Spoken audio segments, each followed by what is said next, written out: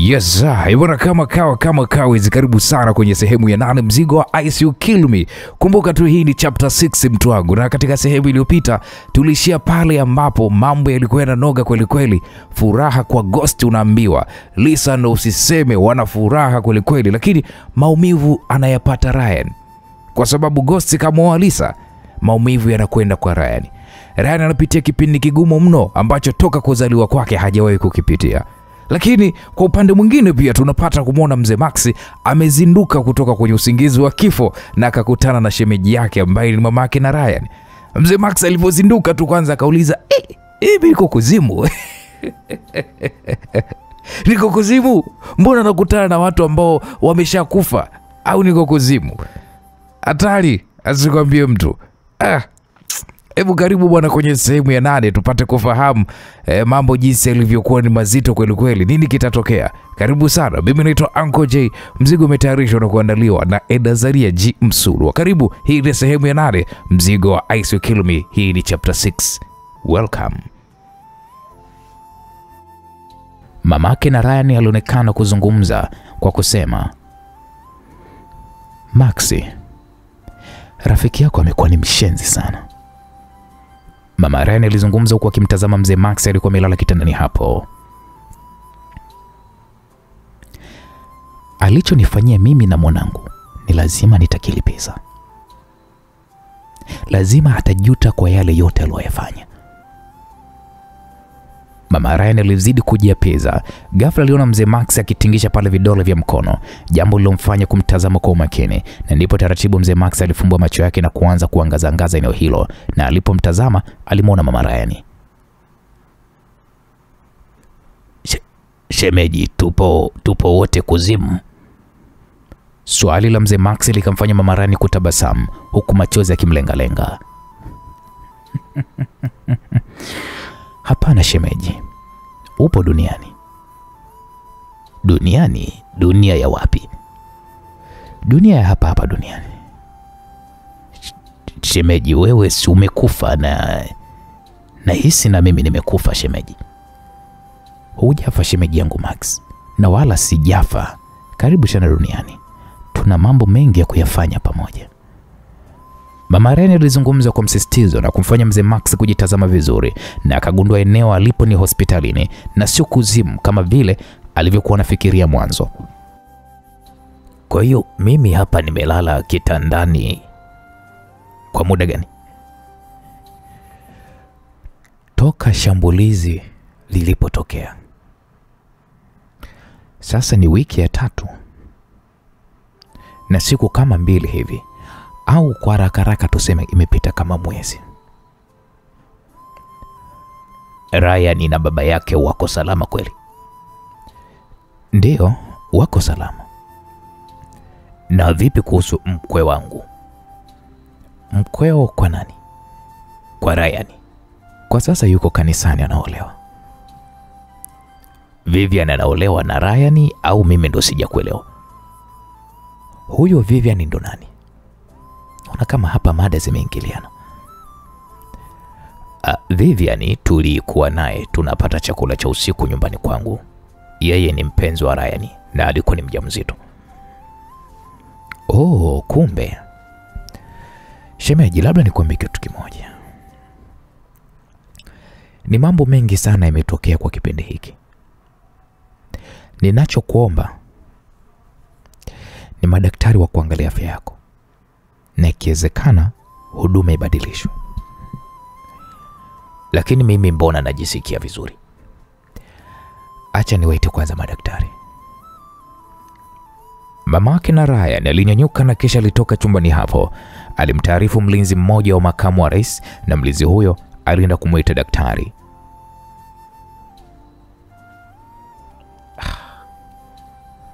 Mbona kama nipo hospitali ya kuzimu? Mzee Max aliwaza hivyo huku akiwa anatazama mandhari ya hilo eneo. Mama Max aliweza kurudi kukaa kwenye kiti alichokuwa amekikalia. Hazikupita dakika 3, madaktari wanaomhudumia mzee Max waliweza kufika eneo hilo. Walianza kumpatia pale vipimo vilivyowashangaza wengi, kwani mtu aliyetoka kwenye hali ya kukaribia kifo amepona. huku majeraha yake yakiwa yameshafunga kwa nje. Inabidi tukutoe huku ICU, Mheshimiwa Makamu wa Rais. Hakuna shaka, inabidi sasa mimi nitembee ili nifanye mazoezi. Sawa, kama unajisikia vizuri. Kweli mama yake na Ryan alimsaidia mzee Max kushuka kitandani na kisha walianza kutembea taratibu.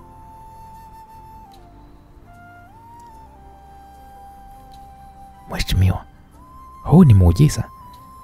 Kwani kuzinduka alafu umeanza kutembea wewe mwenyewe? Kwa kweli huu ni muujiza. Kweli Mungu ni mwema.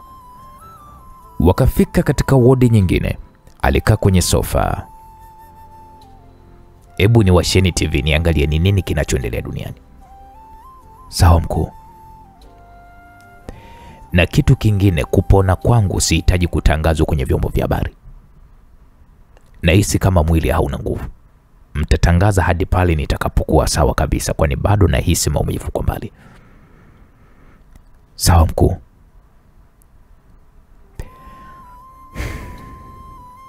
Nadhani hiyo ni kutokana na kulala sana. Mama Ryan alizungumza, na ndipo mzee Max macho alimtoka huku akiwa anamtazama Ghost pamoja na Lisa wakiwa wanatoka kanisani kwa mwendo wa taratibu, huku wakionekana ni wanandoa. Na ndio maana mimi nasema hivi, mimi nahisi niko kuzimu shemeji. Kwa nini? Lisa unajua ni mke wa Ryan. Madaktari, hebu tafadhali naomba mtupishe, alisema mamake na Ryan. Kweli madaktari wakatoka na kumwacha mzee Max pamoja na mama Ryan. Ndiyo, ni mkewe. Sasa inakuwaje Lisa naona hapa kwenye TV anaolewa na Ghost? Kulala kwako kitandani kwa muda mrefu. Nahisi rafiki yako ameshindwa kupata washauri wazuri. Amemshawishi Lisa mpaka amekubali kuolewa na yeye. Usiniambie kwamba Ryan amekufa. Ryan mwanangu hawezi kufa na hajafa, atakufa kwa mapenzi yake Mungu. Ila naamini kwa sasa mwanangu Ryan ana maumivu makali mno kwa hiki kinachoendelea hapa. Imekuwaje? Mbona naona mauza shemeji? Yaani inakuwaje Ghost ya moe Lisa? Ipo hivi shemeji. Lisa alimlazimisha Ryan ampate talaka, ambayo Ryan ilibidi akubaliane na kila alichokiomba Lisa pasipo kujua mtu anayemzunguka ni baba yake. Kwa hiyo Lisa ameachana na Ryan. Ndiyo. Ila hili Ghost alipanga kulitekeleza siku nyingi sana. Na mimi nilikuwa ninamzuia Ghost, na nilikuwa namkanya sio tu kumzuia, kwamba kumwoa huyu binti asifanye hivyo. Ila sasa kumwoa kwangu kumemfanya amefanya maamuzi ya aibu sana. Tena sana, sio kidogo. Huko kwenye mitandao ya kijamii kumechafuka kwa maoni mabaya ya watu. Hii ni aibu ambayo ameileta Ghost. Na aibu hii imenifanya mimi mpaka nitoke nilipokuwa nimejificha kwa miaka nenda rudi. Niliamua kuishi maisha ya mbali na Ghost, ila nimerudi kumtetea kijana wangu Ryan. Hili swala halikubaliki shemeji.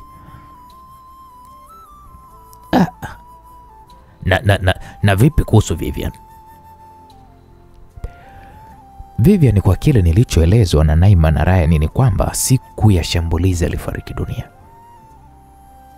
Mungu wangu. Na mwanae wa tumboni pia alifariki dunia. Do. Yaani ndani ya hiki kipindi kifupi tu, yaani Ryan kafiwa na mke wake ambaye ni Vivian, tena alikuwa na ujauzito. Huyo Ryan amechukuliwa mwanamke wake aliyezaa naye, tena mwenye katoto kachanga. Huu ni ukatili wa hali ya juu. Inaumiza sana. Mwanangu Ryan anapitia kipindi kigumu mno. Hata kama Ryan amezaa na mwanamke mwingine, ila sio ampitishe kwenye hali kama hii. Ni ngumu sana. Naona hivi ya kwamba anakwenda kuchanganyikiwa. Mungu amsaidie Ryan kwa kweli. Na kwa sasa wewe Ryan umeongea naye, amesema yuko wapi? Mara ya mwisho aliondokea kwangu. Kwako wapi? Japan, ila kwa sasa wako Las Vegas, Marekani. Mimi nawezaje kuwapata? Nataka japo nizungumze na Ryan.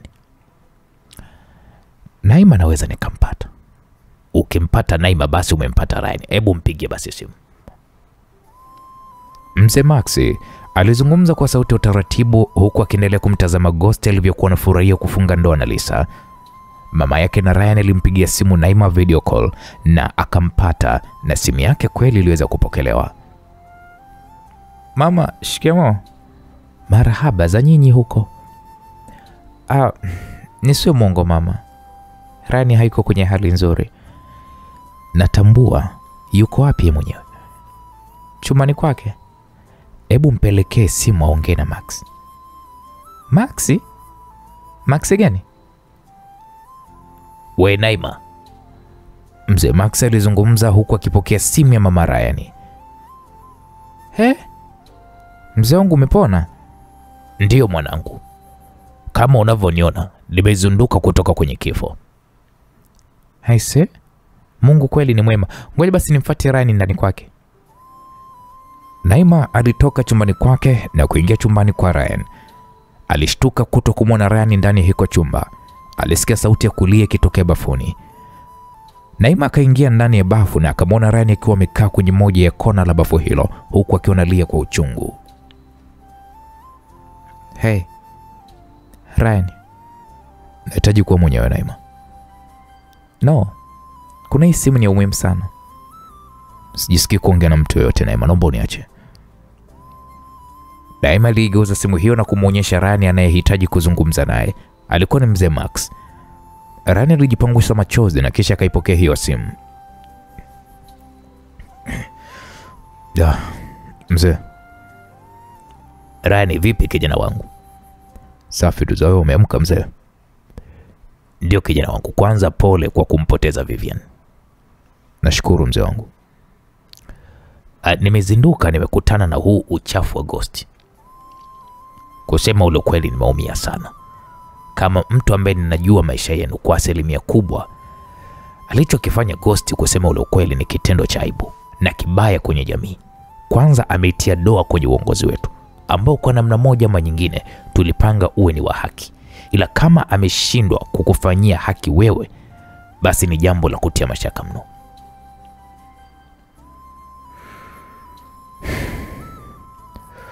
Unajua mzee wangu, muda mwingine ninajilaumu. Kwa nini nilishindwa kumuua ile siku ambayo nilipata nafasi ya kumuua? Hapo mzee Max akamtazama mama Ryan. Ila kwa hiki alichokifanya, mimi nawahakikishia watajuta. Kwa nini umekifanya? Ryan, hebu nisikilize kijana wangu. Ndio nakusikiliza. Wewe ni mwanaume na Ghost amefanya ushenzi. Sikushauri kumuua akiwa yuko madarakani kwa sababu hizi. Moja, utahesabiwa kama gaidi kwa kumuua rais. Lakini jambo la pili, maisha yako utayaharibu kwa ajili ya mwanamke mmoja tu ambaye ni mpumbavu. Mimi hapa niko na mama yako. Amekuja kunitembelea hospitalini na nimekuwa ni mtu wa kwanza kumuona baada ya kuzinduka, na nikana jiulize imekuwaje kwaje hadi yeye akawa yuko hai, kwa sababu mimi nilijua mama yako huyu alishafariki dunia. Kama uko na mama, naamini ya kwamba ananisikia. Ndio, anakusikia mama yako. Mama, swala la Ghost naomba uniachie mimi. Ila kwa sasa naomba msaada wa jambo moja. Jambo gani kijana wangu? Kunichukulia mwanangu. Mwanao yupi sasa Ryan? Mtoto nilieza na yule mpozi. Sikaolewa. Wazae sasa mtoto wao. Mtoto wangu mimi namhitaji. Mtoto mchanga naye kwenda mwezi Ryan, sidhani kama unaweza kumlea. Wewe ni mama yangu. Kama umeweza kunilea basi najua kabisa utaweza kumlea mwanangu. Alafu yaliyosalia naomba uniachie mwenyewe. Ryan alizungumza huku macho yakimtoka kwa hasira. Sawa, nitafanya kila liwezekanalo. Kwenye hilo jamani, mimi nitawasaidia. Itakuwa ni rahisi kwa mimi kuingia ikulu bila kukaguliwa. Sawa, shemeji, nitashukuru. Ryan. Ndio mzee. Ghost amevuka mipaka. Unaweza kumfanya unachokitaka. Nashukuru mzee wangu. Mtanipatia ripoti. Sawa sawa. Hapo mzee Max ilibidi akate hiyo simu. Kwani hii sherehe inafanyikia wapi? Ikulu. Inabidi twende ikulu leo. Na hali yako hiyo? Mimi ni komando. Umesahau shemeji? Nilipigwa risasi 2 na niliweza kudumu kwenye misheni mpaka nikamaliza sembuse kuuguza majeraha. Hebu bwana, ita walinzi wanaendelea msafara wangu. Mama Ryan alitoka ndani hapo na akamuita pale mlinzi mmoja na kisha kaingia naye ndani. Nahitaji uniandalie msafara, tunaelekea ikulu kula kuku leo. Sawa mkuu, acha tuandae mazingira na pia inabidi tukuletee suti. Okay, sawa, fanya hivyo. Mlinzi huyu alitoka na maandalizi yalianza, na baada ya muda mfupi wakaondoka hospitalini hapo, huku akiwa wameongozana na daktari mmoja anayemhudumia makamu wa rais.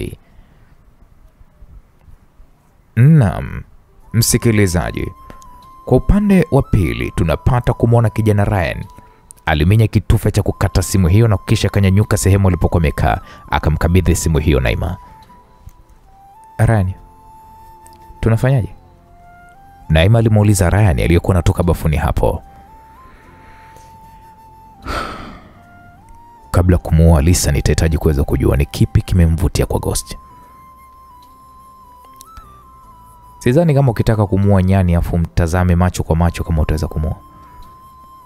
Kama umekusudia kufanya ulichokihitaji kukifanya, unatakiwa ufanye. Okay, sawa. Kwa hiyo tunarudi Tanzania. Na sasa hivi tunamuoa bila ya huruma yoyote. Okay, itapendeza kama Max akiwa rais. Ni kweli, itapendeza. Ryan alizungumza huku akikunja ngumi mikononi mwake, akiashiria kwamba safari hii alichojiapiza moyoni mwake anakwenda kukitekeleza. Naam, msikilizaji, kwa upande mwingine tunapata kumwona msaidizi wa Bibi Shushuma alizungumza kwa kusema, wameruka matope, wamedumbukia bwawani. Msaidizi wa Bibi Shushuma alizungumza huku akimtazama Bibi Shushuma aliyekuwa anafuatilia ndoa ya Lisa na Ghost kwenye TV. Unajua ya kwamba mateso watakayokwenda kupitia yatakuwa ni mateso makubwa ndani ya safari ya kuzifikia siku 90 za uongozi wao. Bibi, una uhakika anaweza kuifanya hiyo kazi? Ryan, nilipomshika mkono wake niliona chuki na hasira iliyomo ndani yake, na nina uhakika atatekeleza kile walichokikwepa. Bibi Shushuma alizungumza huku akiwa na tabasamu. Naam, msikilizaji, kwa upande wa pili, mkuu Judy alitoa ishara ya mlinzi wake kuingia ndani hapo, huku akiendelea kutazama jinsi msafara wa Ghost unavyorekodiwa akielekea ikulu inapofanyika sherehe ya ndoa yao. Mkuu, kuna picha nimeipata inayohusiana na Eddie. Okay, nionyeshe. Mlinzi wa Judy alimkabidhi Judy simu na Judy akaitazama video hiyo iliyomfanya kushtuka kidogo.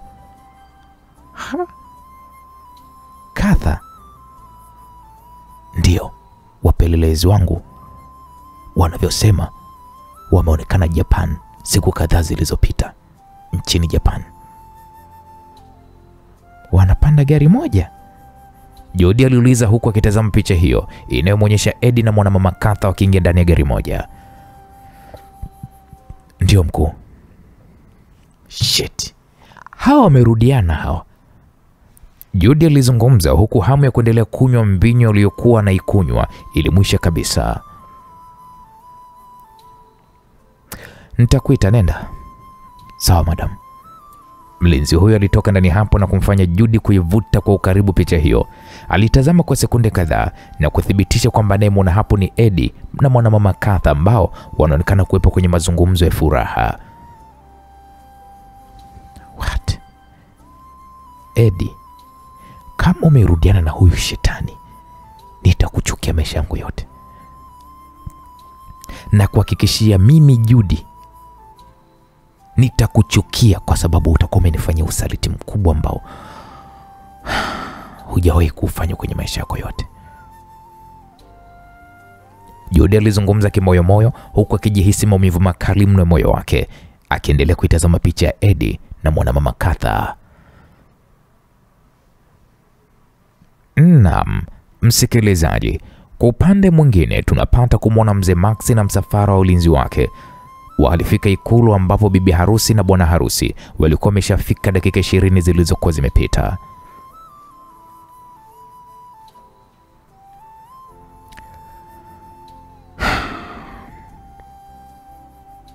Shemeji, inabidi kwanza mimi nishuke kwanza kwenye gari. Kwa nini sasa shemeji? Unajua huyu rafiki yako Ghost sitaki anione kwa sasa, hadi pale nitakapohakikisha mtoto ameshachukuliwa na vijana wangu. Naam, mzee Max alimtazama mama Ryan kwa sekunde kadhaa na kisha alitingisha kichwa kimaanisha kwamba ameelewa. Alifunguliwa mlango na taratibu alishuka kwenye gari na kuwafanya waandishi wa habari waliopo eneo hilo kuanza kumpiga picha pale mzee Max na wengineo, wakirekodi video na kuzirusha moja kwa moja kwenye mitandao, kwani hapakuwa na aliyetarajia kumwona makamu wa rais akihudhuria sherehe hizo za harusi, kwani anajulikana ya kwamba anaumwa na hali yake ni hoi bin taban. Akaanza kutembea taratibu huku walinzi wake wakimlinda, wakisaidiana na walinzi wa rais. Alipelekwa moja kwa moja mpaka eneo alipokuwa amepumzika Ghost pamoja na Lisa. Ghost alipomwona Maxi akasema, "Wow. Hii ni surprise hii leo je ndugu yangu." Ghost alizungumza hivyo huku akitabasamu na wakakumbatiana pale na mzee Max. Unajua Mungu amenisaidia. Nisije nikasimuliwa bali natakiwa nijione mimi mwenyewe. Karibu sana. Shikamoo mzee Max. Marahaba Lisa. Aisha umebadilika. Kwa kupambwa hivi, sauti yako umenifanya ndo nimekufahamu, lakini bila hivyo nisingekujua. Nashukuru. Naona leo mmekula kiapo. Unajua sasa mimi ndo mume na mke. Ghost alijibu huku kwa kutingisha kichwa. Max akasema, hongereni kwa kweli, hongereni. Tunashukuru kwa kweli. Bibi harusi, naomba nikuibie mumeo kidogo tuzungumze. Unajua nilikuwa ninafanya utalii huko kuzimu. Sawa baba, wala haina shida. Wakatoka ndani eneo hilo na kuingia ofisi ndogo ya rais. Ghost, hebu niambie imekwaje kwaje? Unajua nimelala nimeshtuka, tunaona watu wanasherekea. Unajua bwana, ni story ndefu sana. Ila jambo la kumshukuru Mungu, leo nimekula kiapo ambacho kwa kweli ninajihisi ni mpya kwenye maisha yangu. Wewe huyu binti umemlazimisha au ni vipi? Hapana, unajua yeye mwenyewe amekubali.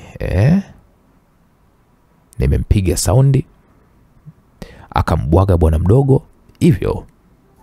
Nchi nimeshapata, first lady nimempata, tena mrembo hatari, na ni daktari. Hawe acha tu. Hongera sana. Ila Ghost, naamini unajua kichacha Ryan kilivyo. Maxi, unahisi mimi namhofia huyo Ryan? Kisheria amemwacha huyu mwanamke na ana haki ya kuolewa na mimi.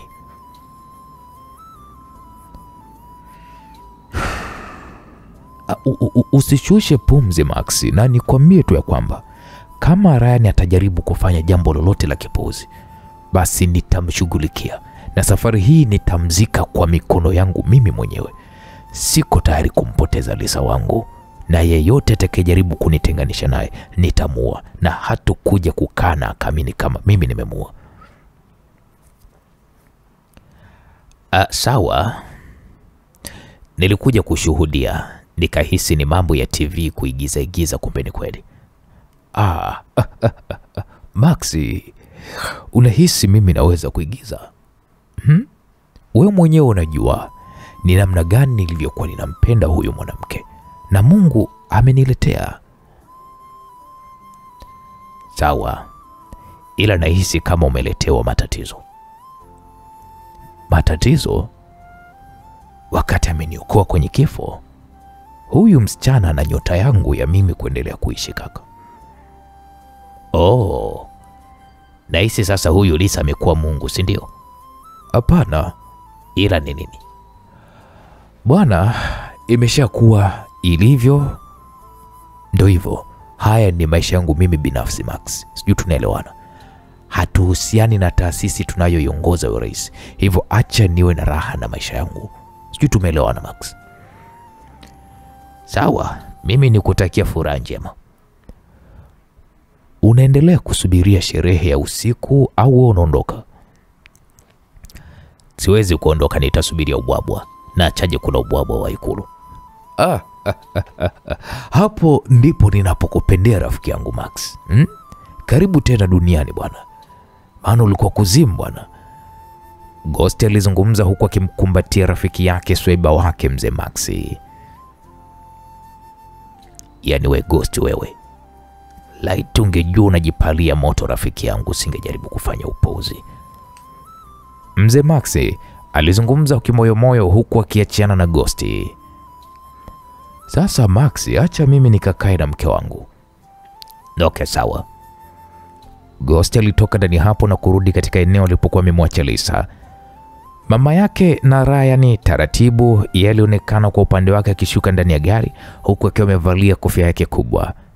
Akatazama mazingira eneo hilo, jinsi ulinzi ulivyokuwa umeimarishwa, huku wanajeshi wadungwaji wakizunguka juu ya paa la Ikulu kuhakikisha hakuna uhalifu wowote unaofanyika.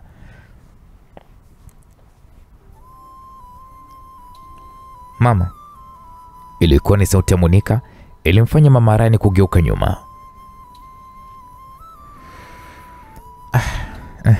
Habari ya muda Monica? Salama mama, naona umekuja na makamu wa rais. Anyway, acha. Amenilazimisha kuja hapa ikiwa mimi nilikuwa nimeshakataa. Wala tosijali mamangu. Sidhani kama alichokuwa na kiwaza Ryan unaweza kukifanya. Wasiwasi wake tu. Ni kweli mama. Karibu ndani. Nashukuru, ila naomba unisaidie jambo moja mwanangu Monica. Bila shaka mama. Naomba nimwone mjukuu wangu ambaye ni mtoto wa Lisa. Oh, hakuna shaka mama, tuongozane. Waliingia ndani ya gari na kuelekea kwenye makazi ya rais yaliyopo hapo Ikulu. Mkuu, mmoja wa walinzi alizungumza huku akimsalimia Monica kwa heshima. Kila kitu kiko salama? Salama kabisa mkuu. Okay, sawa. Wakaingia ndani wakamkuta mfanyakazi anayehudumia mtoto akiwa amekaa naye sebuleni akifuatilia sherehe za harusi kwenye TV. Mkuu, habari yako? Salama, vipi mnaendeleaje? Salama tu mheshimiwa. Mama Ryan yeye taratibu alitembea mpaka kilipo kitanda cha mtoto wa Ryan. Alimtazama usoni mwake. Wow. Wajukuu zangu mbona wanafanana na baba yao? Mama, mwanao Ryan ana damu kali sana. Kwa kweli. Mama, sinaona hata Ryan mwenyewe jinsi alivyofanana na babake. Alafu kweli, unajua kwangu amechukua rangi kidogo.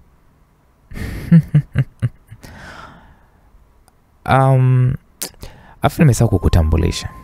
Huyu ni mama mzazi wa Ryan. Oh, nilitaka kuuliza mkuu. Ndio hivyo. Kajukuu kangu akakatakuwa akapambanaji kama babake. Ni kweli. Monica alitoa simu yake mfukoni, alisoma ujumbe wa message uliokuwa umeingia. Mama, kama utojali mimi naomba nikuache kidogo. Kuna swala nakwenda kulishughulikia. Sawa, usijali. Hii kadi na namba zangu za simu. Hivyo ukihitaji chochote, naomba unipigie mamangu. Sawa. Dada, mwandile mama atakachokihitaji. Sawa mkuu. Monica aliweza kuondoka eneo hilo na kumwacha Mama Lisa akiwa na mdada wa kazi ambaye ni afisa usalama. Taratibu Mama Ryan aliweza kumbeba mtoto wa Lisa. Jamani, katoto kazuri aka jamani. Wamejitahidi kuchanganya damu. Ni kweli, unajua mimi nakumbuka kipindi baba yake alivyokuwa mdogo alikuwa anafanana kabisa na huyu. Kweli eh? Ndio. Picha zake ni hizi hapa. Mama Ryan alizungumza huku akimwonyesha dada wa kazi picha za jinsi Ryan alivyokuwa mtoto mdogo. Kitendo hiko kilizidi kuongeza uaminifu kwa dada wa kazi. Hivi wewe hapa wanakulipa bei gani? Kwa nini mama? Nataka kujua tu kwa sababu leo wenzako wengi wapo kwenye sherehe. Ila wewe una moyo wa kipekee, upo na mtoto. Mama, mimi napenda sana watoto. Kweli eh? Ndio. Hongera sana kwa maana kwamba wengi hufanya kwa ajili ya mishahara. Ni kweli mama, ila samani mama, nikuandalie nini? Kwa sasa hapana, ila tunahitaji kuweza kuzunguka tu na mjukuu wangu. Sawa mama, hakuna shaka. Au unaweza kuandaa makange ya kuku yenye pilipili? Ndio. Basi naomba niandalie. Sawa mama. Oho, nahisi kama mtoto kuna nini? Toto? Kama ndio, ngoja nimbadilishe mama. Hapana. Leo acha mimi nikusaidie wewe, ndile tuna mapishi. Sawa. Basi acha nikuletee wipes mama na nani umbadilishe. Nitashukuru.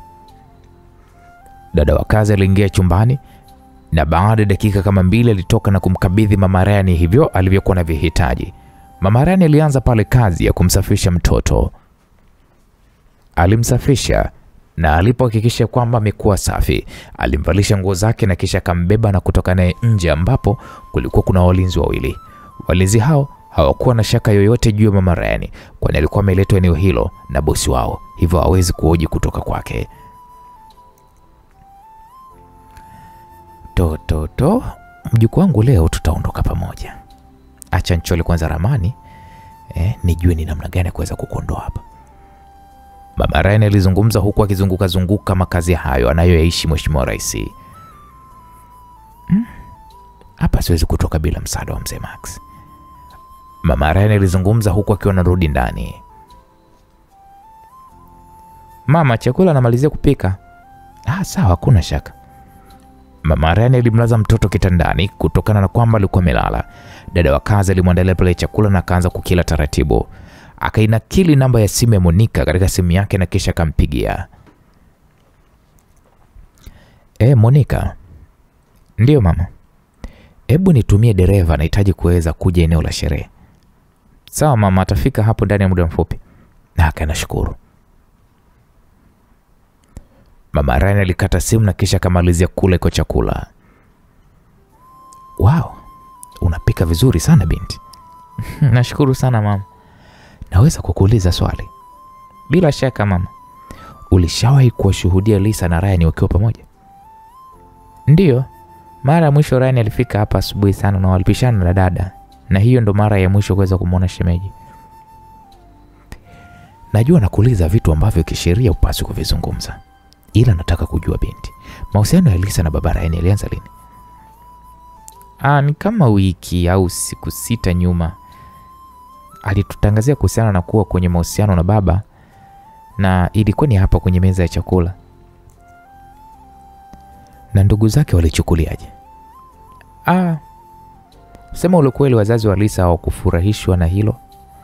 Hata mdogo wake hakufurahishwa.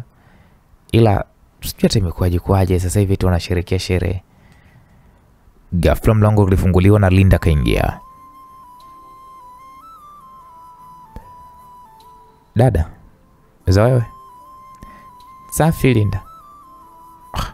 Mtoto amelala kumbe? Ndio. Mama, shikamoo. Marahaba. Nimekuja kumchukua mtoto kwa ajili anatakiwa aende kanyonye kidogo. Sawa, kuna shida. Inabidi tuongozane. utakuwa umembeba tukiwa kule. Kukaa huko mwenyewe sio vizuri. Sawa basi nikabadilisha mavazi kwa maana nimetoka jikoni. Hakuna shaka basi harakisha. Mlango ulifunguliwa. Aliingia mwanaume mrefu alivalia counter suit ya rangi nyeusi. Mama, nimeshafika, nimeagizwa na Monica. Oh, sawa basi hakuna shaka. Mama Ryan alinyanyuka na akapiga pale hatua kadhaa kisha akasimama. Hivi wewe binti unaitwa nani?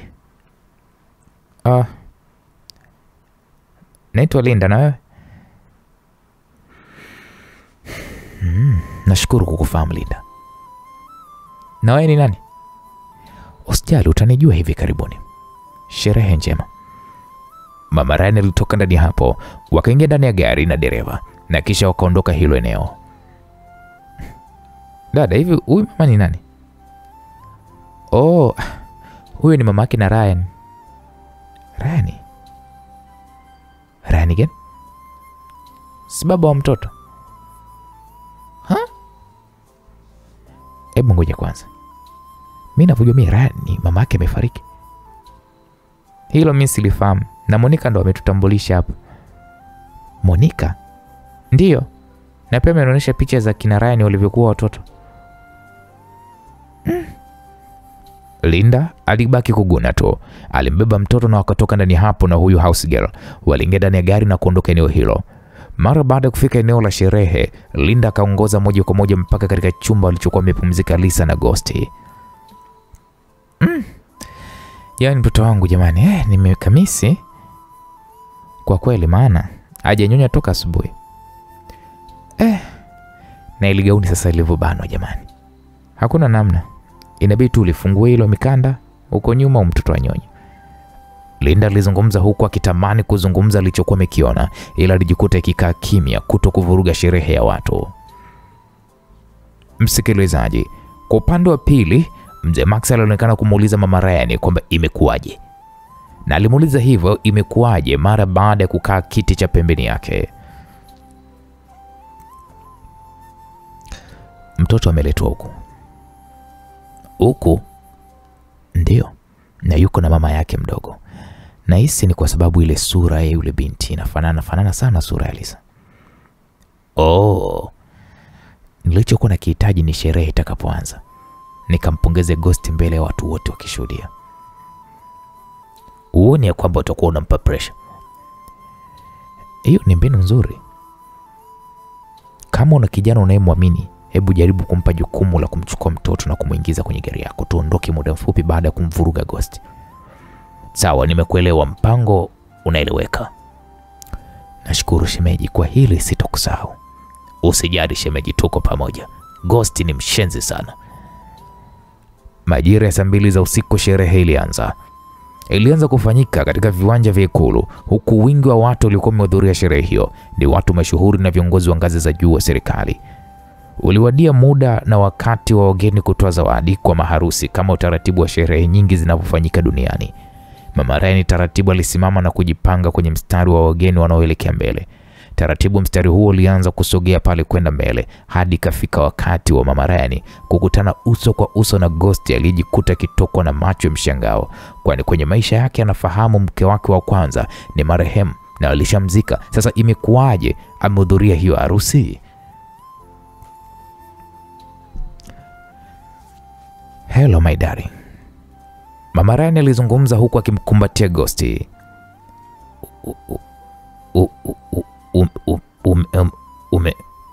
Ghost alizungumza kwa kigugumizi. Kuwa na amani na usherekee kumwoa mkweo. Aibu mbaya umeileta kwenye maisha yako. Ushenzi na ubaradhuri wako umepitiliza kiwango. Mwana haramu mkubwa wewe. Mama Ryan alizungumza huku akimwachia Ghost taratibu na kumsogelea Lisa. Alimpa mkono na kisha akamkumbatia.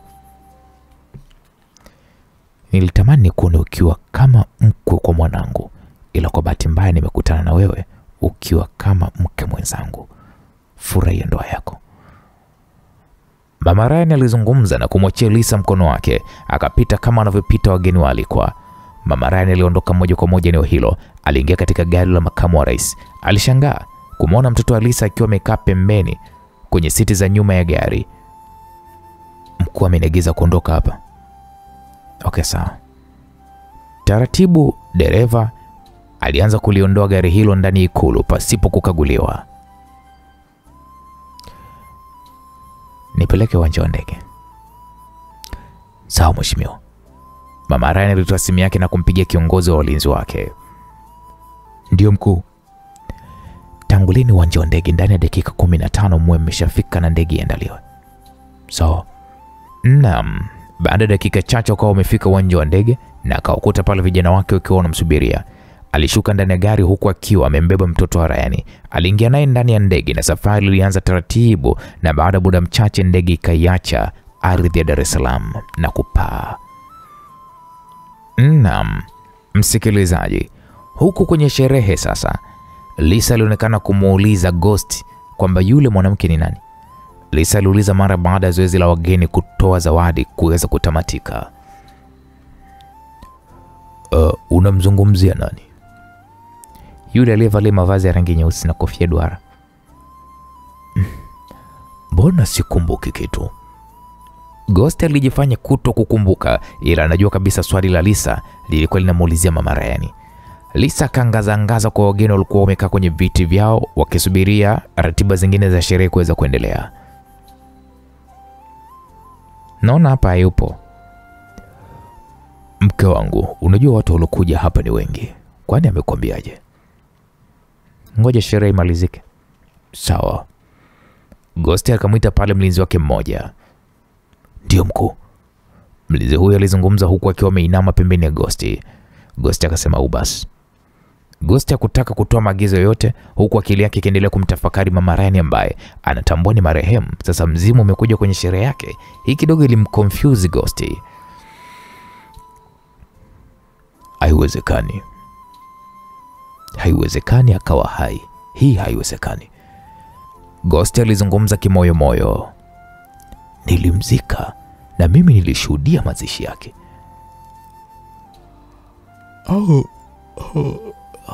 Au wanafanana? Hakuna mtu anaweza.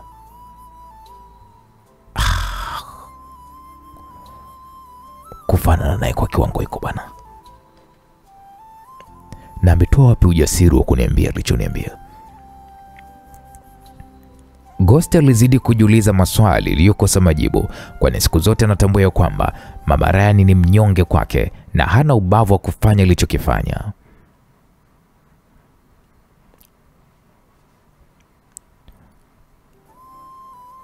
Unawaza nini mume wangu? Unangana mtu mwenye mawazo? Hapana. Lisa alimtazama Ghost kwa macho makali.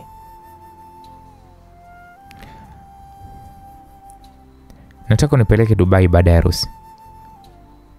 Leo? Ndio. Si makamu wa rais ameshazinduka, utamwachia nchi. Sawa, acha basi vijana wangu waandae utaratibu. Asante mme wangu. Niitie katibu mkuu. Sawa mheshimiwa. Mlinzi alimuita katibu mkuu na kumfuata Ghost na mkeo walipokuwa wamekaa huku akiendelea kupata chakula. Katibu mkuu akasema ndio mheshimiwa. Hebu andaa safari kuelekea Dubai usiku huu. Mheshimiwa, usiku huu? Nimeongea Kiswahili. Tunakwenda mapumziko na mke wangu. Safari ya Zanzibar isogezwe mbele. Okay. Sawa mkuu. Je, ni siku ngapi? Ghost akamsogelea Lisa akamuuliza, mke wangu unahitaji kukaa siku ngapi Dubai? Wiki 2. Siku 14 tunakaa. Sawa mheshimiwa rais. Naam. Katibu mkuu akaondoka na makamu wa rais ambaye ni mzee Max alifika kwenye hiyo meza. Alitengewa kiti na mlinzi na kisha akakaa pembeni ya Ghost. Mzee Max akasema pale, jamani asanteni sana, chakula ni kitamu sana. Asante sana, wewe ni ndugu yangu na kuna jambo nahitaji kukueleza. Bila shaka Ghost, niambie. Mimi na mke wangu tumeamua tuondoke usiku huu kuelekea Dubai. Usiku huu? Ndio, yani tukitoka hapa moja kwa moja ni uwanja wa ndege na kisha safari ya Dubai inakuwa inaanza. Ghost, tunaweza kuliongea hili kiofisi kidogo? Bila shaka. Mke wangu nakuja mara moja. Sawa. Ghost na mzee Max wakielekea katika ofisi ya Mheshimiwa Rais huku wakiwa wameongozana na walinzi wao. Ndio ndugu yako, niambie. Kwanza mimi nimshukuru Mungu ameirudisha afya yako. Umenyanyuka tena. Kwa sababu nilikuwa nina mashaka sana nchi kuiacha mikononi mwa waziri mkuu. Ila kutokana na wewe upo, basi naamini hakuna kitakachoweza kuharibika. Sawa sawa. Mimi nampeleka Lisa Dubai kidogo tukapumzike, na tukirudi hapa ni mwendo wa kufanya kazi. Ghost, hebu ngoja kwanza. Safari hii ilishapangwa na masuala ya kiusalama yakaandaliwa au ni vipi? Ndio, nimempa taarifa katibu mkuu wangu kushughulikia hilo. Ghost, mbona hii ni hatari sana? Kwa nini? Unapangaje safari ndani ya dakika 15? Max, usijali, hii ni safari binafsi. Hivyo walinzi wangu wanatosha kabisa kunilinda tukiwa Dubai. Sawa bwana, ila kuwa makini. Usijali Max, niko makini kuliko vile unavyofikiria. Alafu kuna kitu nimekichanganya kidogo. Kitu gani?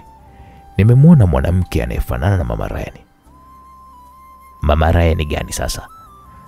Mzee Max alijifanya kuuliza kana kwamba haelewi chochote. Namzungumzia mama wa mwanangu. Yaani alikuwepo hapa kwenye sherehe? Ndio. Mbona mimi sijamwona? Amenipa kabisa mkono na nimekumbatiana naye. We bwana, yule mke wako si amekufa? Ndio hata mimi nashindwa kuelewa. Ulinieleza ameugua na ukamzika. Ni kweli. Inabidi tuangalie CCTV kamera. Wale si wamerekodi kila aliyepita. Inabidi tuangalie. Kweli kabisa. Ghost alimuita mlinzi wake na kumpa pale maagizo amtafute mkurugenzi wa vipindi vya televisheni ya taifa, na baada ya muda mfupi mkurugenzi akafika. Akasema, ndio Mheshimiwa Rais. Rais Ghost akasema, tunaomba rekodi za video za kipindi wageni walipokuwa wananipongeza pale mbele. Sawa mkuu. Mkurugenzi huyo akatoka ndani hapo. Kwa sasa kama ni Mama Ryan amefufuka ama ni vipi Ghost? Hata sielewi. Baada ya dakika 5 mkurugenzi yule akarudi akiwa na laptop. Aliweka mezani na kuonyesha video iliyokuwa imerekodiwa kuanzia mgeni wa kwanza anaanza kuwapongeza mpaka mgeni wa mwisho. Ila cha ajabu, Mama Ryan hakuonekana. Hebu rudisha nyuma kidogo. Ghost alizungumza na video hiyo ikarudishwa nyuma na akarudia tena kuitazama kwa umakini. Mbona hayupo? Na mimi ndo nilitaka kukuuliza, we Ghost, umeona kweli au ni mawazo yako? Hata sijui kwa kweli. Labda utakuwa umemfananisha. Na hisi itakuwa hivyo. Ghost alijikuta akikubaliana na anachoambiwa na mzee Max pasipo kujua kwamba mzee Max ndo alikuwa hatua moja mbele, kwani video zote ambazo zimemrekodi zimefutwa pasipo waliorekodi kujua kama zimefutwa, na hata CCTV zote za Ikulu zimefuta video zilizomrekodi Mama Ryan. Okay, tunashukuru. Ghost alizungumza na mkurugenzi huyo wa vipindi akaondoka na laptop yake. Ila Ghost, hongera sana, harusi yako imefana sana. Nashukuru ndugu yangu, simuona mtoto alivyokuwa mkali. Ya, nimeona. Sasa ukali wake ni hadi chumbani ese. Mtoto ni mtamu balaa, yani ni wa moto moto, so mchezo. Ghost wada wewe. Asikwambie mtu, yani mtoto kila ukimkunja na kunjika. Aise Ghost, acha mimi nikalale, afya yangu kama unavyoona bado haijawa sawa. Ni kweli, ila nashukuru kwa kuja kwako ndugu yangu. Tuko pamoja. Umeniheshimisha sana, japo umetoka hospitalini ila umejikaza na kuja kushuhudia harusi yangu. Usijali ndugu yangu, tuko pamoja. Kama utaondoka basi maelekezo yote nitayapata ofisini asubuhi. Sawa, tutawasiliana. Nashukuru. Naam. Max alitoka ofisini hapo na akaondoka na walinzi wake na kuelekea kwenye nyumba yake ambayo siku ya mwisho kuwepo nyumbani kwake hapo walishambuliwa na magaidi. Naam. Kwa upande wa pili tunapata kumwona Linda akizungumza kwa kusema mbona pokei? Linda alizungumza huku akirudia kuipiga namba ya simu ya dada wa kazi iliyokuwa imemwachia mtoto. Kaka samani. Linda alizungumza huku akimgusa mlinzi mmoja wa ikulu akamwambia ndio. Naomba unisaidie kumtafuta huyu mtu. Agent Maria. Kwa maana kwamba napiga simu zake pokei. Sawa. Hey, msaada kwa yote aliyemwona Agent Maria.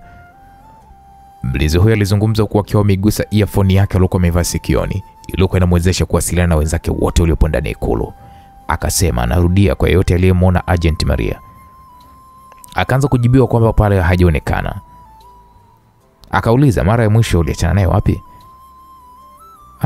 Kama saa 3 hivi. Wapi uliachana naye? Nje mlango eneo alipokuwepo rais na mkewe. Nilimkabidhi mtoto. Okay, sawa. Anatafutwa. Nitamwambia kupigia. Okay, hakuna shaka. Linda alikubali tukishinga upande, ila moyoni mwake wasiwasi ulizidi kuongezeka na alijikuta akirudia mara kwa mara kumpigia simu. Alimtazama dada yake anayeaga wageni waalikwa akiwa na Ghost wakitoka ndani ya eneo hilo ikiwa ndo mwisho wa sherehe. Akawasubiria ili waweze kufika katika eneo la gari lilipokuwa limeandaliwa. Gari hilo ni kwa ajili ya kuweza kuondoa hapo na kwenda kwenye makazi ya rais kwa ajili ya kupumzika kwa masaa kadhaa. Linda kaita dada. Linda aliita huku akiwa anawakimbilia. Lisa kauliza vipi tena Linda? Linda, kama una kitu cha kuzungumza ingia ndani ya gari, kamera bado zinatumulika. Ghost alizungumza kwa sauti ya chini. Kweli wote waliingia ndani ya gari hiyo yenye siti zinazotazamana na taratibu gari lilianza kuondoka eneo hilo huku walinzi wakiwa wamelizunguka huku wanakimbiza kwa miguu mdogo. Wewe vipi, mbona una wasiwasi? Lisa aliuliza huku akimtazama Linda usoni mwake.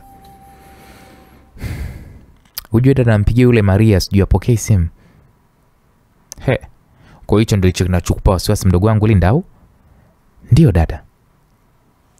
Hebu ngoja kwanza, Linda, kinachokusumbua hapo wewe ni nini? Yupo na mtoto. Wanaweza labda akawa kule tunapoishi. Kama tunaelekea huko tutamwona. Wala tusiwe na shaka. Ghost alizungumza huku gari hiyo ikiendeshwa kwa mwendo wa taratibu na walinzi wakiendelea kulilinda kwa kulikimbilia. Walifika katika makazi ya rais. Walishuka ndani ya gari na kisha wakaingia ndani. Umemwona? Linda alimuuliza mlinzi aliyekuwa amemwacha kwenye makazi hayo ya rais. Mlinzi ule wa kike akasema hapana, toka mmetoka, yeye hajarudi. Linda jasho lilianza kummwagika kwa wasiwasi. Ghost akatoa maelekezo ya Agent Maria kutafutwa ikulu nzima. Baada ya msako wa dakika 20 wa kila eneo la ikulu, majibu yakarudishwa kwa Ghost na kanongonezwa ya kwamba mheshimiwa, Agent Maria na mtoto hawaonekani ikulu nzima. Ghost akasema ina maana gani hiyo? Ghost aliuliza huku akimtazama mlinzi wake mkuu. Akasema maana yake ni kwamba wamepotea. Taarifa hiyo ikamfanya Ghost amtazame Lisa, amtazame Linda pamoja na wazazi wa Lisa, nao pia wakisubiri kupata majibu ya taarifa hiyo ambayo endapo wataipata basi itawavuruga wote na amani itatoweka. Sherehe itaonekana ni msiba mtu wangu. Sijui kama Dubai kutaendeka. Kimetokea nini baba? Linda aliuliza huku mapigo ya moyo yakizidi kumwenda kasi, kwani alikuwa ametokea kumpenda sana mtoto dada yake.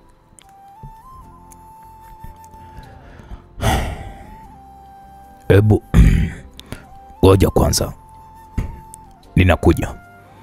Ghost alizungumza huku akisimama na kisha alitoka nje na walinzi wake. Umesema kwamba amepotea? Ndio mheshimiwa. Tumewatafuta eneo zima la ikulu, hawaonekani. Mumetafuta kweli au mnaongea? Eneo hili zima mnajua lina sehemu nyingi sana za kujificha. Ndio mheshimiwa. Tumetafuta kila sehemu mheshimiwa. Shit. Mnanivurugia mipango yangu. Hebu hakikisheni anatafutwa na mumpigie Monica CDF IGP wote waambie kwamba tuonane ofisini kwangu. Sawa mkuu. Ghosti akaonekana kurudi ndani. Samahani, ninaelekea ofisini, kuna mambo nahitaji kuweza kuyashughulikia usiku huu. Hivyo ningependa mtulie nyote, kila kitu kinakwenda kuwa sawa. Kinakwenda kuwa sawa ni kivipi mume wangu? Hebu niambie mwanangu yuko wapi? Lisa aliuliza huku wasiwasi ukiwa umemtawala.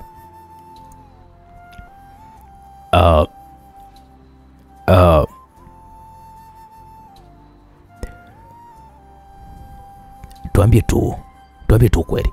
Ni heri kujua nini kinachoendelea. Baba Lisa naye alizungumza huku akimtazama Ghost usoni mwake. Ni kwamba yule dada wa kazi na mtoto wamepotea, ila tunaendelea kuwatafuta. Pale pale Lisa alijikuta akikaa kwenye sofa kwa kujibwaga huku macho yakimtoka. Linda machozi yalianza kumlengalenga.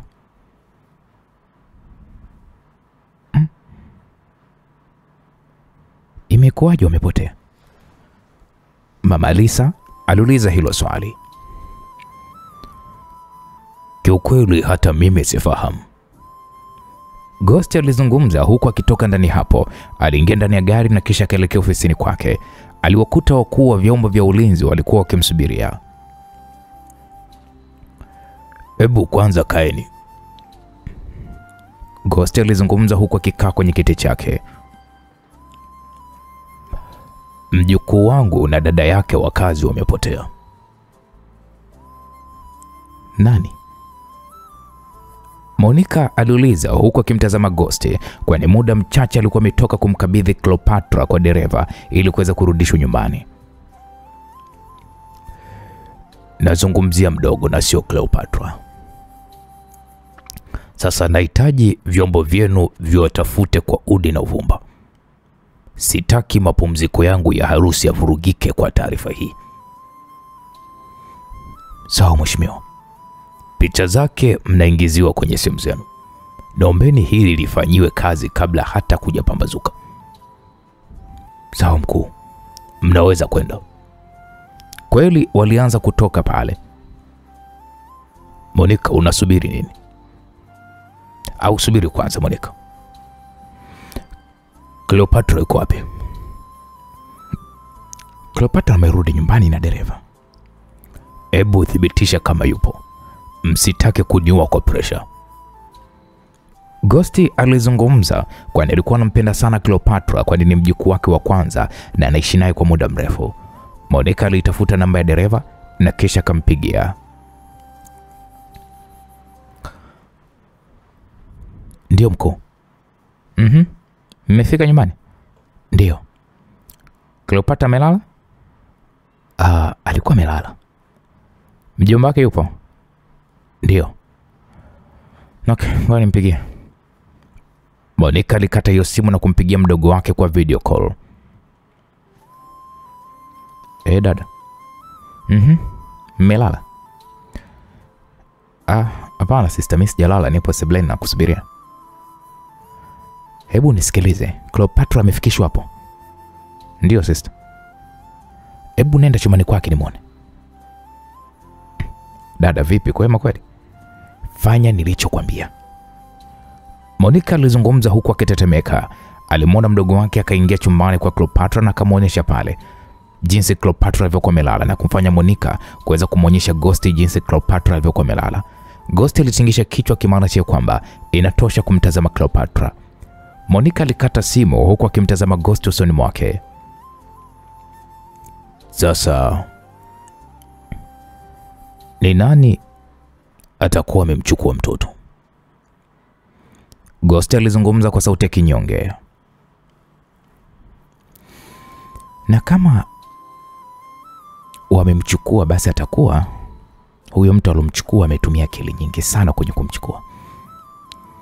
Hebu ngoja kwanza nikuulize. Ndio nakusikiliza mkuu. Umemwona mwanamama mmoja hivi mrefu ana shepu nzuri hivi namba 8. Alikuwa amevalia gauni jeusi na kofia nyeusi ya mviringo kichwani mwake. Ndio. Kweli umemwona? Ndio, ni mke wa jaji mkuu. Alikuwa amevalia hivyo. Sio yeye. Kuna mwingine?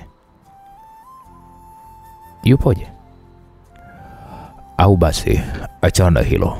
Wewe nenda kashughulikia hilo nilokuagiza. Okay, sawa. Monica alitoka ofisini hapo huku akitabasamu, kwani anajua mpango mzima ambao mzee Max alimwagiza kufanya, na yeye ndiye aliweza kumtorosha mlezi wa mtoto ndani ikulu pasipo mtu yote kuweza kujua. Na yeye Monica ndiye aliyemuingiza mtoto wa Lisa ndani ya gari ya makamu wa rais ikiwa kwenye eneo la maegesho ya ndani, na kamera zilizimwa, huku dada huyo wa kazi akipelekwa moja kwa moja uwanja wa ndege na akaingia kwenye ndege Mama Ryan kabla Mama Ryan na mjukuu wake kuweza kufika uwanja wa ndege. Na vitu vyote hivyo vilikuwa vimefanyika kwa akili kubwa mno pasipo kuacha ushahidi wote nyuma. Lisa na Linda walionekana kuingia ndani ya ofisi ya Ghost bila hata ya kubisha hodi. Mume wangu, umejua ni nani alimchukua mwanangu? Lisa aliuliza huku macho yakiwa yamevimba kwa kulia. Uchungu wa kama mama ulikuwa umemtawala, kwani ni muda mfupi sana amekuwa na mwanae. Usijali, wanashughulikia kila kitu. Au ni yule mama? Yule mama yupi? Ghost aliuliza huku akimtazama Lisa usoni mwake. Yule aliyokuwa amekukumbatia na akanikumbatia na mimi. Hebu ngoja kwanza. Ghost alizungumza hivyo huku akisimama. Alikuwa amevaje? Alikuwa amevaa gauni jeusi na kofia duara. Lisa alizungumza huku machozi yakianza kumlengalenga. Huyo si mamake Ryan au? Linda alizungumza na kumfanya Lisa na Ghost kumtazama. Wakajikuta wanamuuliza, unasema? Dada, mimi aliniambia kwamba ni mamake Ryan na niliporudi nilimkuta na kule nyumbani. Ghost akailegeza tai shingoni mwake. Linda, una uhakika? 100%. Na alikuwa na mtoto. Yeye atakuwa ndio amemchukua pamoja na dada. Sasa hivi naanza kupata picha. Haiwezekani. Mama Ryan ameshakufa. Hajafa. Lisa naye alizungumza kwa msisitizo na kuzidi kumchanganya Ghost. Ghost akasema, una uhakika gani Lisa? Nakumbuka aliniambia. Sijui alipenda kutana na mimi nikiwa kama mkwe wake. Sasa kwa bahati nimekuwa naye kama mke mwenza. I think kitu kama hiko ndo aliniambia. Na maneno yake yalinichanganya, na ndo maana nilikwambia kwamba nitakwambia baada ya sherehe. Maneno ya Lisa alimfanya Ghost kwanza kukaa kwenye sofa taratibu. Alianza kuamini kila alichokuwa ameambiwa, kwani mara ya kwanza alihisi ni hisia zake ndizo zinazomfanya awaze alikuwa amemwona ni Mama Ryan, japo alikuwa anajua kabisa kwamba Mama Ryan tayari amekwisha kufariki dunia.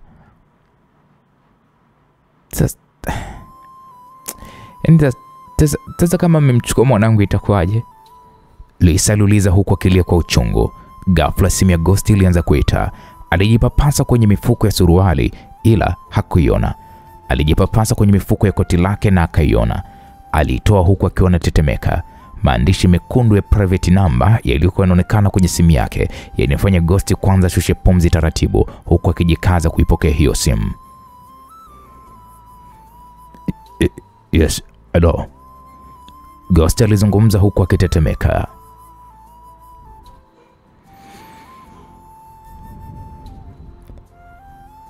Sauti yako imejawa na hofu.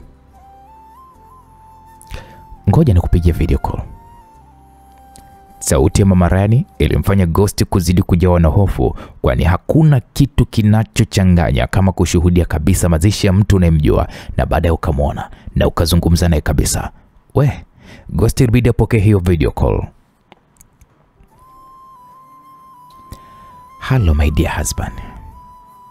Ghost alimwona mamake na Ryan na kumfanya zidi kuweweseka. Wewe. Lisa na Linda na wao waliendelea kumtazama Ghost huku wakiisikia hiyo sauti. Eti mwenye ukajiita Ghost ili dunia isijue mambo yako unayoyafanya nyuma ya pazia, si ndio? Umemchukua mjukuu wangu, si ndio? Mjukuu wako au mwanao? Hivyo ni mwanaume wa aina gani? Huoni aibu kwa unayoyafanya hapa duniani? Ningependa sana ile ajali iliyotokea kipindi kile ingetuua sote, au wewe ungekufa, naamini mambo yangekuwa tofauti na haya ambayo yanatokea hivi sasa. Wewe sio mtu wa kwenda kutembea na mke wa mwanao, tena mwanamke ambaye mwanao alifunga naye ndoa. Alafu nashangaa huyo mpenzi wako ni mshenzi kiasi gani. Hata mtoto hajatoka 40 mmeanza kutiana. Aisee, hii ni ajabu sana ambayo mimi ndo nimekutana nayo kwenu nyinyi. Linda hapa alimtazama dada yake Lisa ambaye machozi yalikuwa yanazidi kummwagika. Nipo hai. Usipate tabu sana kujiuliza nilitokaje kutoka kuzimu. Sasa mimi ndio Ghost mwenyewe na sio wewe unajiita Ghost. Hivi huyo mkeo anajua kwamba ulimshambulia mara kadhaa Ryan ukitaka kumuoa ili umoe, na uliposhindwa ukaamua kufanya janja mpaka akampa talaka mwenzie na ukaamua umoe. Hapo Lisa alijikuta macho yakimtoka mpaka kakaa chini. Kama haitoshi, hivi anajua kama wewe ulimua mwanao kabisa wa damu kwa ajili ya Meli ili urithi mali ambazo mimi nilikuwa nimemwandika kama mrithi, alafu wewe ndo kajirithisha? Analijua hilo huyo mpenzi wako, kwamba wewe una roho kikatili, kwamba wewe ni mnyama na sio binadamu? Analijua hilo? Anajua kwamba mali zote unazozimiliki kwamba ni za babangu? Analijua hilo? Wewe ni kapuku tu uliookotwa shambani huko ukaletwa na babangu na ukanishawishi ukanioa, na wanangu ukapelekea kuwatesa na kutaka kuwaua kwa tamaa zako. Wanajua wewe ni mtu aina gani? Wanafahamu? Maneno yote ya mama Ryan yalizidi kummaliza Ghost nguvu, hata wazo la kuikata simu hiyo likamtoka usoni mwake. Mwanangu Ryan umempitisha kwenye mateso makubwa mno kwa tamaa zako za kimwili. Mwanao wa damu kabisa unakwenda kumchukulia mke wake. Unamfanyia visa kibao, visa vingi ili umle mkewe. Haya, umefanikiwa kuumla mke wake, umepata nini? Unatakiwa kujua nilikuja nchini Tanzania kwa ajili ya kuweza kukumaliza, ila mwanao Ryan huyo ambaye wewe umemchukulia mke wake kaniomba nisikuue, na alichokihitaji ni mtoto wake tu. Kwa nimemchukua mjukuu wangu na ninakwenda kumlea ili atambue ana bibi na sio babu. Mtoto huyu hapa. Mama Ryan aligeuza simu hiyo na kumuonyesha Ghost mtoto. Kwa haraka Lisa alichukua simu hiyo na kuitazama video na kumwona mtoto wake akiwa amelala kwenye kitanda kizuri kabisa.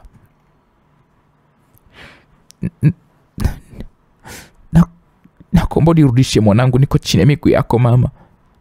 Koma, mnafiki mkubwa wewe. Unaniita mimi mama ikiwa unajua kabisa utupu wa mume wangu A to Z unaofahamu? Mbwa mkubwa wewe ulojaa laana. Na huyu mtoto huja kukaa ukamwona mpaka kufa kwako. Malaya mkubwa wewe. Tamaza kipuzi tu unakwenda kumfanya mwanangu anakuwa kama chizi kwa ushenzi wako. Alafu sasa hivi unaniita mimi mama. Niondolee ujinga wako. Nilimwachia mali zote ili muendelee kutanua, ila damu ya mwanangu siwezi kuiacha ikalelewa na washenzi kama nyinyi. Nadhani umenielewa eh? Tafuteni sasa damu yenu nyie. Hii ni damu ya mwanangu. Mama Ryan alizungumza kwa ukali na kumfanya Lisa kuangua kilio cha uchungu. Na we binti, nikwambie tu kwamba kaa mbali na mwanangu, na nikikuona unajaribu kumfanyia chochote nitarudi na nitakuwa kwa mikono yangu, kwa sababu kwanza umenichukulia mume wangu, lakini pili umeniumizia mwanangu kihisia. Yashike maneno yangu, mpuzi mmoja wewe. Mama Ryan alikata simu na kumfanya Lisa anguke chini mzima mzima, akazima. Mke wangu. Ghost alizungumza huku akijaribu kumshika Lisa, ila Linda alimtoa mkono. Uthubutu kumshika dadangu? Bila wewe tusingefika hapa. Linda alizungumza kwa hasira na ujasiri wa hali ya juu. Wewe umevuruga familia yangu, alafu sasa hivi unamwita mkeo muuaji mkubwa wewe. Walinzi! Linda aliita walinzi kwa sauti na walinzi waliingia ndani hapo. Kwa haraka ilibidi wamnyanyue Lisa na kumkimbiza kwenye hospitali iliyomo ndani ya ikulu, na kisha katundikiwa pale dripu. Mkuu, ni mshtuko tu, ila atakuwa sawa, atakuwa vizuri. Okay, sawa, nashukuru. Ghost alimtazama Linda aliyekuwa amekaa kwenye kiti huku akiwa amejidamia. Alimsogea Linda na kisha akasimama mbele yake. Unataka nini? Kwa kasi, Ghost alimnyanyua Linda na kisha kamgandamiza ukutani huku akimtazama kwa macho ya hasira ambayo Linda hakuwahi kumwona Ghost akiwa kwenye hali kama hiyo. Ghost akasema, yeyote ambaye ananizuia mimi kuwa na Lisa, siku zote adhabu yake ni kifo. Sijali ni mwanangu au ni nani kwangu, ninamua. Sasa chunga huu mdomo wako na masikio yako, ulichokisikia ndani ya ofisi ile kiwe moyoni mwako. Endapo utamweleza mtu yote au kujifanya wewe ndo unampenda sana Lisa, basi tambua kabisa nitakwenda kukukata ulimi wako na hivi vidole vyako nitavichoma moto, na hakuna yeyote ndani ya hii nchi atakusaidia, na huu mwili wako nitaukata vipande vipande na ukotupia mbwa kutafune kama nyama ya ng'ombe. Mshenzi wewe. Ghost alizungumza kwa sauti nzito iliyomtetemesha Linda mpaka alihisi kuchanganyikiwa. Linda alianza kulia kama mtoto mdogo. Umenielewa? Ndio. Linda alijibu kwa uoga na kumfanya Ghost kumwachia, na taratibu Linda alijikuta kiburuzika na mgongo ukutani, akakaa chini. Aliendelea kulia, kwani amani, furaha na imani waliokuwa wameiweka kwa Ghost yote imeyeyuka, na makucha yake Ghost alikuwa ameyaficha na sasa yanachomoza kiasi cha kumtisha sana Linda. Msikilizaji, Ghost akavuta pale pumzi nyingi na kisha kazishusha taratibu. Aliingia ndani ya chumba alichokuwa amelazwa Lisa. Lisa muda huo alikuwa na lile vazi lake la harusi, lile shera. Alikaa pembeni yake huku akiwa anamtazama jinsi alivyokuwa mzuri. Ghost akasema,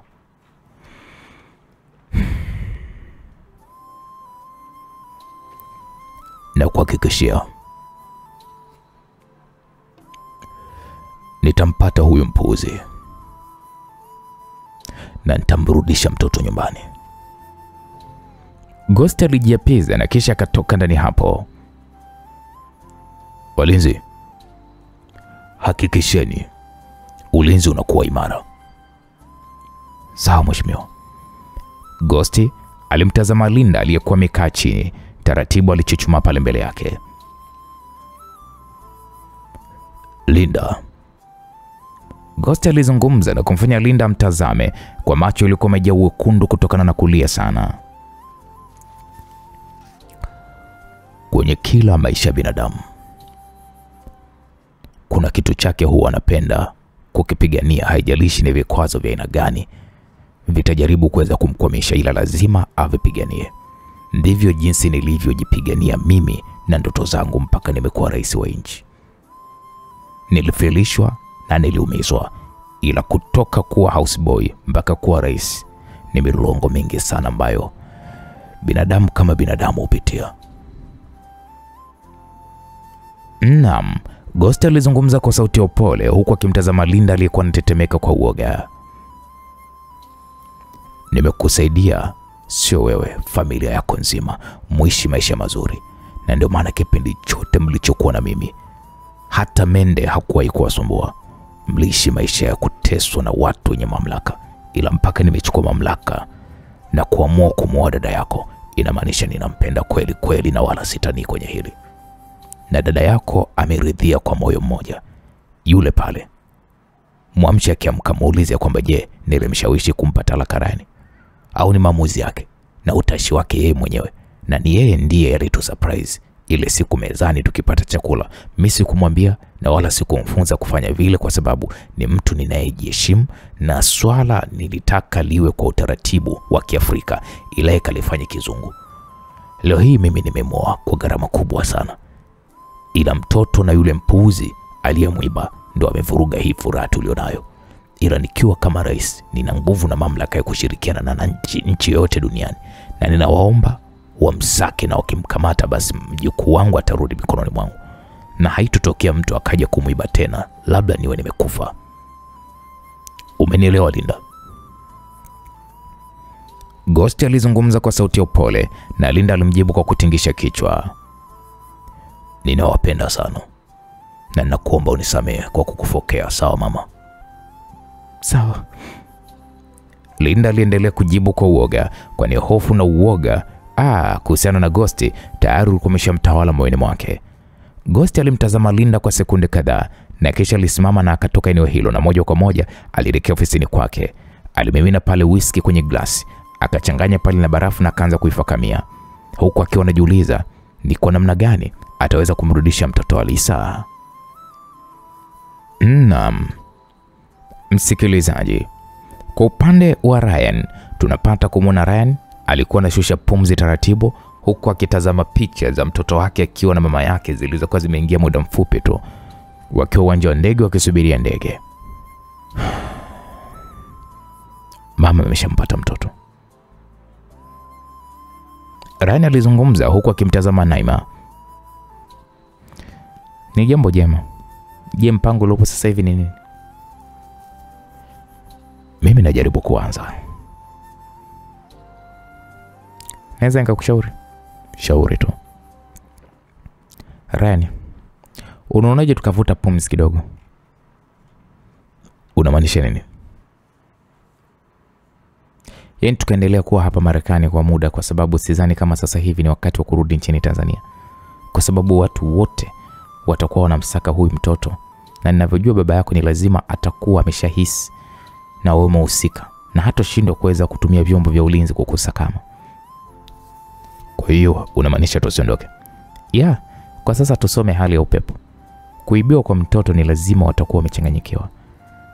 Alafu kweli ndio hivyo, tusijaribu kushindana na mtu mwenye mamlaka, kwani hata mgambo tu wa kawaida anaweza kutuletea madhara kwa kufuata amri ya mamlaka. Nimekuelewa. Hapo ghafla simu ya Naima ilianza kuita na kumfanya itoe ndani ya pochi yake. Nini, mbona unaguna? Hii namba mpya kwangu ujue.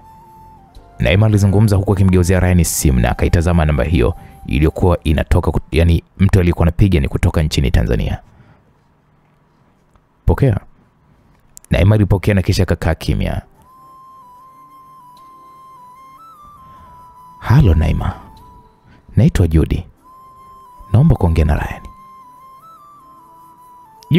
Judy nani? Madam. Oh, shikamoo madam.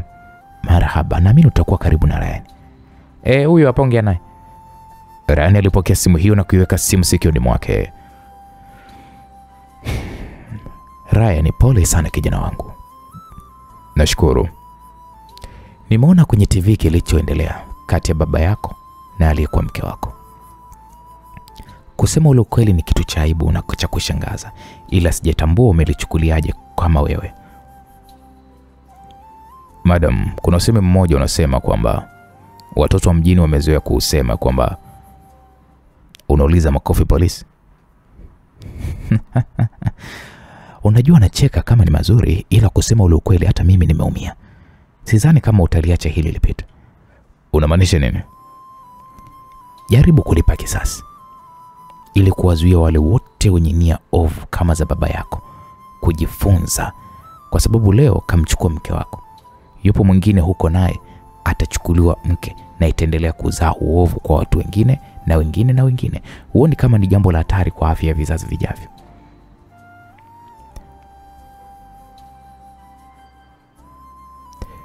Okay, nipo uwanja wa ndege. Nilipanga kurudi nchini Tanzania, ila sikuwa na nguvu ya kufanya chochote kutokana na kilichokuwa kimetokea.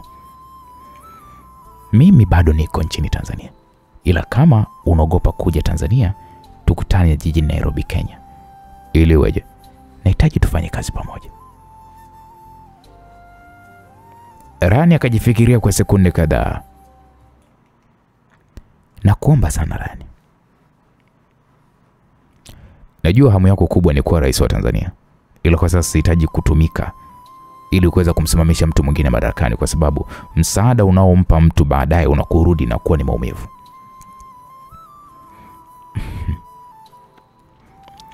Ryan, labda nikuapie kwa jina la mume wangu aliyetangulia mbele za haki, sitogeuka, na kuahidi sitogeuka kwenye hili. Jody alizungumza kwa sauti ya upole. Ryan akamuuliza, na uhakika? Ndiyo, haki ya Mungu, sitokugeuka. Acha nijadiliane na rafiki yangu Naima, kisha nitakurudia. Sawa. Ryan alikata simu na kumtazama Naima. Naima ambaye amesikia mazungumzo hayo yote. Unajua yule mama anaona kabisa na kisasi na mume na kifo cha mume wake. Sasa nao walipizia kisasi, si hapo madarakani. Anahitaji nguvu ya kijeshi, na ndio maana anapambana kuingia madarakani. Ryan, mimi sidhani kama tunapaswa kumsaidia wewe mama. Labda kwa pesa. Kwa pesa. Naima alicheka huku akimtazama Ryan. Unajua, nisikilize. Mimi nakujua wewe Naima unapenda pesa. Lakini sasa hivi tunaweza kuishi nchi yote duniani kwa sababu ya pesa tunayomiliki. Hatuwezi kufa bure na kupewa heshima ya kupigiwa tu mizinga kwenye makaburi yetu na kisha baada ya hapo story yetu iwe imedamishia hapo. Lazima tupambane. Tupambane kwa pesa. Atulipe tumsaidie. Full stop. Sasa kama yeye tunamsaidia, tumchaji kiasi gani? Mimi ndio katibu wako. Hivyo kwenye masuala ya pesa uniache mimi. Kwa sasa ratiba yetu iendelee vile vile. Ndege si inapita Nairobi kabla kutoka Dar es Salaam. Basi sisi tutashuka Kenya na kisha tutakutana naye pale na tutaongea na biashara. Kama ni hivyo kuna shaka. Ndio kimpigie basi. Kweli Naima ilibidi ampigie simu Jody. Ndio Ryan. Tuonane Nairobi, ila kwa sasa tunakwenda kuzungumza biashara. Hata mimi napenda biashara. Tutafanya biashara mtakayoweza kuifurahia. Okay, so tutaonana baada ya masaa kadhaa. Nitawapokea. Ryan alikata simu na wakakaa uwanjani hapo hadi muda wa ndege au kuweza kuondoka ulipoweza kuadia. Walipanda ndege na safari kuelekea barani Afrika ikaanza. Naam, msikilizaji. Kwa upande wa pili tunapata kumwona mzee Max akisema, usiwe na wasiwasi kwa sababu system nzima ya X mimi ndo niloitengeneza. Mzee Max alizungumza hivyo huku akimeza kidonge cha kutuliza maumivu na kisha alikunywa maji mengi huku akimtazama Monica aliyefika nyumbani kwake hapa alfajiri na mapema. Hivi umelala kweli mheshimiwa? Sijalala na wala sijapata hata lepe la usingizi. Siku zote nilizolala inabidi nizifidie. Kupotea kwa mjukuu wake na hisi kama kutamuondoa Ghost kwenye leri ya kuongoza nchi kwa sababu Lisa anaendelea kumpa pressure. Huyu binti ni mshenzi sana huyu Lisa. Hivi hajaona wanaume wengine huko barabarani? Basi angeenda kumpenda hata Uncle yule wa masimulizi. Yeye kaamua kwenda kuwa na Ghost, baba mkwe wake. Ni ushetani wa kiwango gani huyu binti kafanya? Ila mzee wangu, unajua vita ya panzi furaha kwa kunguru. Mimi ndo nitamchukua Ryan wangu na kumrudisha kwenye maya yangu. Sizani Monica. Kwa nini mheshimiwa? Ryan ameumizwa na mapenzi. Na nimeishi na Ryan toka akiwa kijana mdogo. Hivyo unamjua vizuri kabisa akiumizwa. Na namjua vizuri sana akiwa na furaha. Na namjua vizuri sana akiwa na huzuni. Na kitu nilichojifunza kwa Ryan ni mtu ambaye akishaamua au akishaumizwa basi atawachukia wanawake wote. Na atawafanya kama chombo cha starehe na hata wapa mapenzi yale ambayo wanastahili. Hivyo usiwekeze muda wako kwa Ryan. Nitajaribu bahati yangu, you never know. Labda unaweza kufanya hivyo. Mungu asaidie tu. Nitajaribu kwa sababu haijalishi ni leo, kesho au kesho kutwa au mwakani, lazima nipambanie kile ninachokiamini. Amekupa nini wewe Ryan? Ni moyo tu. Sawa Monica, sihitaji kuingilia sana masuala ya hisia zako. Hebu turudi kwenye mada. Ndiyo mkuu. Nimepitia maendeleo aliyoyafanya Ghost kwenye vyombo vya usalama, kidogo ni hatua nzuri inayoridhisha. Ni kweli, sasa hivi hali ya huko kwenye vyombo vyetu imerudi kuwa shwari na utendaji unafanyika kikamilifu. Sawa, bajeti yake ya harusi imekwenda kiasi gani? $2 milioni. Nini? $2 milioni za serikali au za kwake hizo? Serikali, ametumia pesa za serikali na safari Dubai haikuwa kwenye hiyo budget, hivyo kuna pesa itaongezwa. Hayo ni matumizi mabaya sana ya pesa za serikali. Sasa nani wa kuhoji? Ikiwa yeye ndo msemaji wa mwisho. Ghafla, mlinzi mkuu wa mzee Max aliingia ndani hapo. Akasema, "Mheshimiwa, kuna simu kutoka kwa rais." Mlinzi huyo alimpatia mzee Max simu, akaipokea simu hiyo. Alimenya kitufe cha kuto kuisubirisha, akaiweka sikioni. Yes, hello. Max. Vipi mzee mwenzangu, umelewa? Nimelewa kiduchu. Ni sherehe au ni nini? Bwana, unajua yule mwanamke yupo hai bwana. Mwanamke gani? Mama Ryan. Kuda deki zake. Sijui ameponaje. Na baya zaidi amemchukua mjukuu wangu. Mjukuu? Mbona sikuelewi Ghost? Si mtoto wa mke wangu amemuiba bwana. Na amenipigia simu na amenionyesha kabisa wakiwa kwenye ndege. Hebu naomba unisaidie rafiki yangu kumrudisha mjukuu wangu. Mke wangu hatonielewa, mshenzi yule amekuja kuniribia sherehe yangu, mpumbavu kabisa. Nikimkamata mimi yule. Ghost alikuwa anazungumza kwa sauti ya kilevi, ikiashiria kwamba alikuwa amelewa. Sasa wewe kwa saizi upo eneo gani? Saizi niko ofisini kwangu. Ghost, sasa hivi ni asubuhi na itakuwa ni jambo baya kwa watu wakikuona ukiwa umelewa. Walinzi wako kusindikiza ukapumzike ndugu yangu.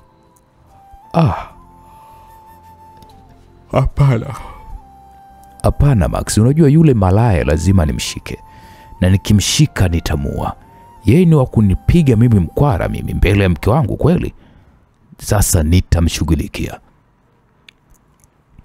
Sawa Ghost, najua una hasira na, ila kwa sasa akapumzike. Acha nitafute namna ya kumrudisha kwanza mtoto ili familia iwe na amani. Kweli Max, sijawahi kukuangusha ndugu yangu. Hapo ndipo ninapokukubali Max. Wewe ni jembe langu kuda deki. Endelea kupona mwanangu, tuonyeshe hao wapumbavu. Tuoneshe sisi ni akina nani. Sawa Ghost, kapumzike kaka. Poa, wewe umesema okay. Sawa, acha nikalale. Max akakisikia pale kishindo kizito cha mzee Ghost kuanguka ofisini kwake, na walinzi wake wakaingia na kumnyakua pale haraka. Sijaumia mimi, naweza nikatembea mimi mwenyewe. Mzee Max alisikia sauti ya Ghost na kumfanya kate ile simu, huku akishusha pumzi na kumrudishia simu mlinzi wake. Kweli mapenzi kitovu cha uzembe. Kwa nini unasema hivyo? Yuko chakari Ghost kwa pombe na ameelewa ofisini. Yadi huyu mtoto atamfanya jamaa afanye mambo mengi ya kizembe na aibu. Mzee Max alikaa kimya kwa dakika kadhaa.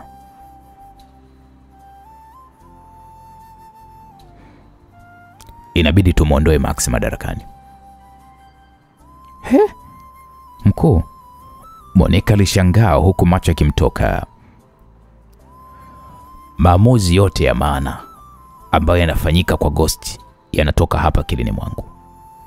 Ghost alihitaji tu kuwa rais ili kufanikisha ndoto zake na sio kwa kiongozi haswa wa kuweza kuangalia watu au kufanya mambo kwa manufaa ya watu.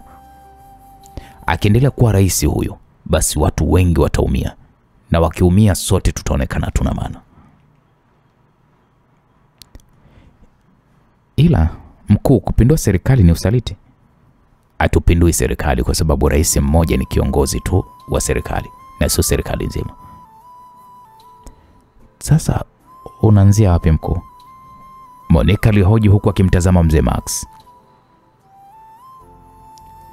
hadi wewe kuwa kwenye mahusiano na rais aliyepita, mimi ndiye nilikushawishi. Yaani hadi yeye kuwa rais 90%, mimi ndo nimecheza hilo draft. Hivyo najua ni jinsi gani kuweza kuingia kingi na kuila kingi iliyosimama main road, kuzuia kete nyingine kusonga mbele. Unamaanisha nini? Ghost ni sawa na kete ya draft.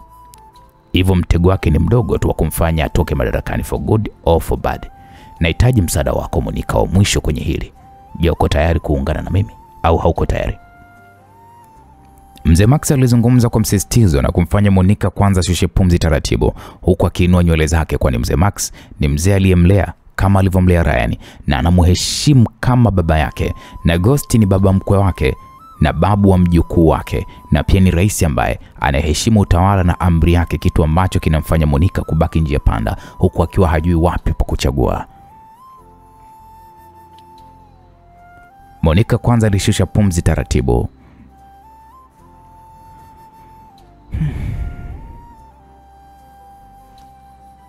Sasa bwana, patamu hapo mtu wangu, asikwambie mtu. Haya sasa mambo yanazidi kunoga. Ryan na Judy wako njiani kuelekea Kenya kwa ajili ya kukutana. Je, watafikia makubaliano kati ya Ryan na Judy ya kuungana? Lakini pia mzee Maxi anaona uwezo wa Ghost kuongoza nchi sasa umefika kikomo, na anamshirikisha Monica ambaye ndo mkuu wa shirika la ujasusi la X. Hususan wanataka kumuondoa Ghost madarakani. Je, upande gani ambao Monica atauchagua? Dili gani hilo ambalo mzee Max anataka mpatie Monica alifanye la kumuondoa Ghost madarakani? Wana mambo yanazidi kunoga mtu wangu. Sikose katika sehemu ya 9. Mimi naitwa Uncle J. Na hii ni Uncle J Simulizi. Kumbuka tu kwamba mzigo umetayarishwa na kuandaliwa na Eda Zaria G Msulwa. Asante, tukutane kwenye sehemu ya 9.